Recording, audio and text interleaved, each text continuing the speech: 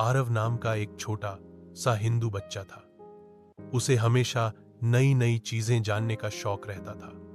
उसके घर के सामने एक मस्जिद थी। हर सुबह जब अज़ान होती तो आरव खिड़की से झांककर बड़े ध्यान से उसे सुनता।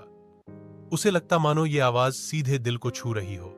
एक दिन मस्जिद के इमाम साहब ने देखा कि आरव रोज बाहर खड़ा होकर उन्हें देखता है।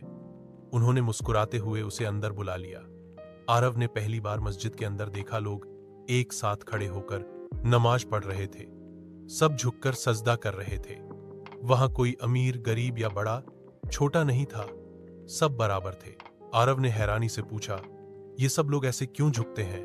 इमाम साहब ने प्यार से समझाया, ये सब अपने भगवान अल्लाह को याद कर रहे हैं। इस्लाम हमें मोहब्बत, बराबरी और इंसानियत सिखाता है।